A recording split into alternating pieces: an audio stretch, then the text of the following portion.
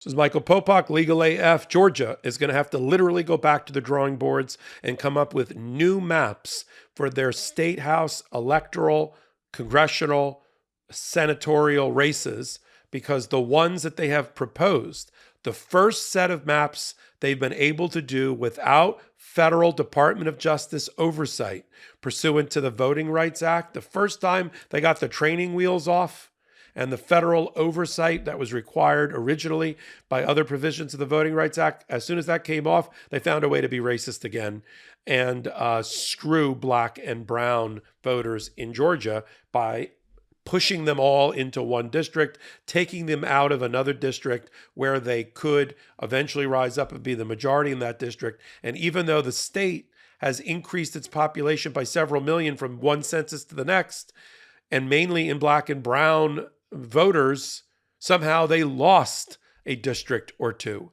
And Judge Jones, the federal judge of the Northern District of Georgia, thinks that's a violation of the Voting Rights Act, Section 2, which Section 2 stands for the proposition that there shall be no acts, practices, or in this case, maps that deny or abridge the right to vote on account of race. And the judge, in a 516-page decision that I will not read for you here, but will give you my summary of the analysis, came to the conclusion that since the U.S. Supreme Court, just this past summer, in a decision coming out of Alabama, revitalized what we thought was on life support, which was Section 2 of the Voting Rights Act since 1965. But Chief Justice Roberts cobbled together in a divided court 5 votes. It went 5-4 to find that Alabama's maps were violative of the Voting Rights Act Section 2 and needed to be immediately redrawn before the next election. That case, which sent shockwaves positively through the democratic world and its ability to challenge maps that look like the one in Georgia and in Alabama, that case came down.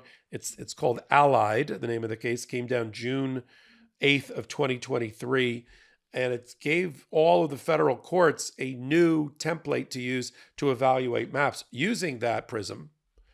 Judge Jones, appointed by President Obama, took a look at the map, took a look at the evidence. A lot of evidence and expert testimony and information is presented in voting maps cases and voting rights cases. So you have the competing experts, the one for the state, the one for the defendant, the one for the plaintiff.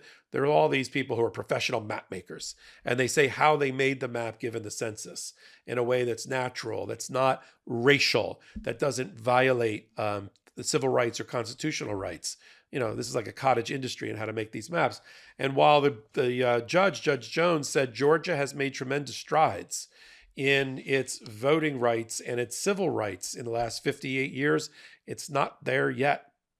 This is, as I said at the top of the hot take, this is the first time in 58 years that Georgia and other states in the South have been able, without Department of Justice, federal Department of Justice oversight, do their own maps. The South was so bad in the Jim Crow era and beyond, and the Reconstruction, I should say the Civil War and forward, so bad that the federal government and the president at the time, Johnson, signing the bill, made sure that those states in the Bible Belt, the Deep South, they had their maps reviewed by the Department of Justice who had oversight. That just stopped because a couple of Supreme Courts ago, they decided, in the 2013 Supreme Court, they decided that was no longer valid of a provision, and they basically wrote it out of the Voting Rights Act. We were worried that Section 2 of the Voting Rights Act, which is the animating principle of the entire act, all right, against having practices that deny or abridge the right to vote on account of race, we thought that was going to be gutted by the Supreme Court, but we were pleasantly and surprisingly surprised by Justice Roberts, Chief Justice Roberts, in his ruling. Now, you have to take that overlay of that case, Allied, and put it over all your maps, is what the teaching of Allied says. And in doing so, Judge Jones said, while there's been a tremendous progress with all the influx of black and brown and minority people, why aren't there more black and brown and minority districts? Why are there less than there were 10 years ago? Basically is what he posited. And he didn't get a good answer from them. So he found, based on the evidence and based on the history of what has happened in Georgia, for the last 100 years, last 50 years, that race played a part in how they divided up those electoral seats and that map. Now, the push-pull that you'll often hear in voting map cases, in voting right cases, is that race and politics are suffused, but you need to uncouple them to do the analysis, which I posit is wrong. Race, a party is a proxy for race in places like this. Most of the blacks in Georgia are Democratic. And so the Republicans are saying, well, there's Supreme Court precedent that says maps can be redrawn to give a party advantage, right? But if you look at the testimony that was taken, the history of the state, and the comments that were made, you have to also conclude, you have to be able to conclude that race is not a factor. It's not being done because of race. They say, no, it's because they're Democrats. We want to screw the Democrats. We're not trying to screw the black and brown voters in our state, but you are. And that becomes when you analyze, when you have a judge like Judge Jones analyzing everything, he comes out exactly to that point. And I love the way Judge Jones writes. We know him on Legal AF because he was the judge that got a lot of press for being the gatekeeper to keep all the Fulton County, Georgia indicted for the election interference case. All the federal officers or former federal officers like Trump, Meadows, Jeffrey Clark, kept them out of federal court where they were trying to take their case. Same Judge Jones. And Judge Jones wrote in his opinion at the very beginning on page 1, the right to vote, quote, is regarded as a fundamental political right because it is preservative of all rights. They all stem from the vote, citing a case from 1886, Yick Woe versus Hopkins. The judge then went on to quote, in addition to that, other legislative history as such. The Voting Rights Act has proven the most successful civil rights statute in the history of the nation because it has reflected the overwhelming consensus in this nation that the most fundamental civil rights of all citizens, the right to vote, must be preserved at whatever cost and through whatever commitment required of the federal government. That's from the Senate debate.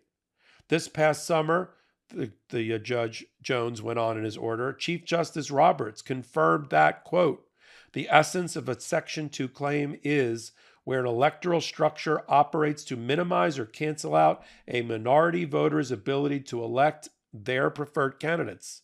Such a risk is greatest when minority and majority voters consistently prefer different candidates and where minority voters are submerged in a majority voting population that regularly defeats their choices, citing Allen versus Milligan and citing Thornburg versus Gingles, very famous case in the Voting Rights Act. That was Chief Justice Roberts. And at the end, what the evidence showed is that, as the plaintiffs had proposed, that the Georgia State House, controlled by white people, decided to either pack blacks all into one district, right? Put them all into the 6th, or take them all out of the 7th. So it's called cracking and packing. It sounds terrible on so many different levels. But what it stands for is you either pack a group into one district and you drain them, you whitewash the other district, or you crack a group that naturally was together, towns that should organically and naturally be together in one voting district, because they've always historically been together socially and economically, racial and politically, and from an ethnography, and you break them up, you crack them, and you spread them far and wide, cracking and packing. And that happened in Georgia, according to the evidence that was presented to Judge Jones in his decision. And so he said that particularly the voting maps for the 3rd, 6th, 11th, 13th, and 14th district have to be totally redrawn. And they're going to have to redraw the entire map.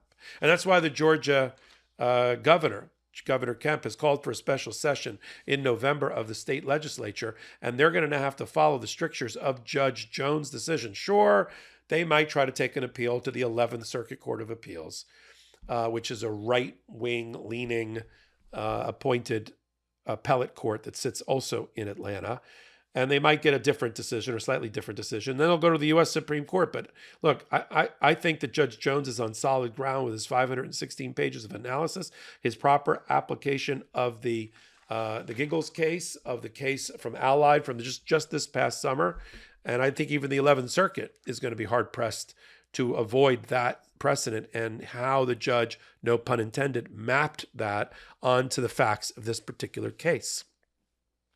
And so what happens next? What happens next is the judge wants this done quickly. That's why the State House is being called back in a special session for November, because the change and the curing of this constitutional violation to the most fundamental right to vote has to happen now, immediately, yesterday, according to the judge, in time for every election coming up in 2023, and certainly the presidential election in 2024. That's why they're moving with such haste. Now, look, the people that lost, not so much the state, but the people that lost, they can go run to the 11th Circuit, try to take an emergency appeal. But this new map is going to be drawn, and this new map is going to be used. And there's going to be, I believe, based on the analysis and the order, one, if not two more Black/Democratic districts that are going to be added to the map. Georgia got one more district, one more seat, because of its population growth from census to census. That's how that happens.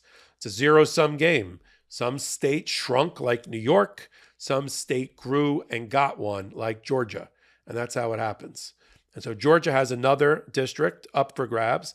And basically Judge Jones is going to be watching to make sure that the map makers are bringing back to him through the State House an appropriate map that adds, and he guided them on what he wants, adds a couple of new districts in the Metro Atlanta area, in the Fulton County area, and he's looking for that. If he doesn't see it, he's going to send him back to the drawing board again. If he doesn't see it again, he's going to do it with, or he's going to appoint a 3-judge panel to draw their own maps, or have an expert draw the map for them.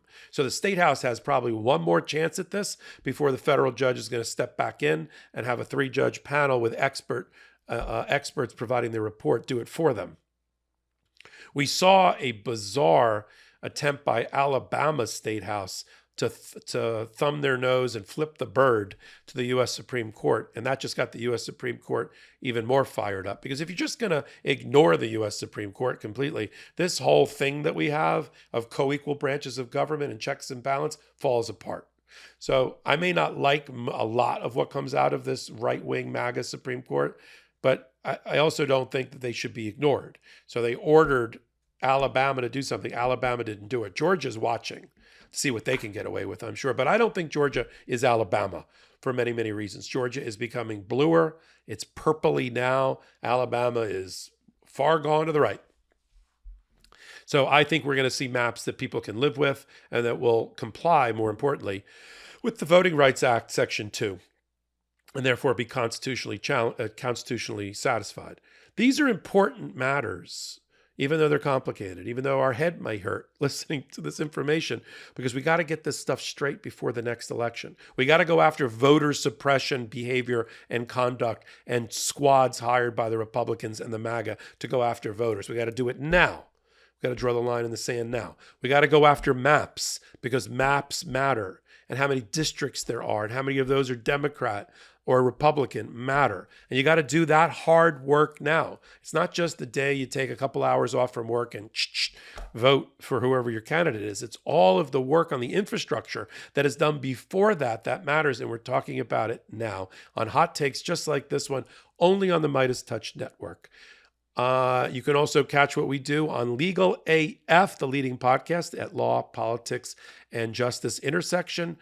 Wednesdays at 8 p.m. Eastern Time, Saturdays at 8 p.m. Eastern Time. I co-founded and co-anchor the show. You can also watch me on hot takes just like this one about every hour, if not every day, on the MeidasTouch Network. Free subscribe to the MeidasTouch Network. Get them to 2 million subscribers. They're at 1.7 million right now. Won't take them much longer. The bigger they are as a grassroots entity, the more your voice is heard. Until my next hot take, until my next Legal AF, this is Michael Popok reporting. Hey, Meidas Mighty, love this report? Continue the conversation by following us on Instagram at MeidasTouch to keep up with the most important news of the day. What are you waiting for? Follow us now.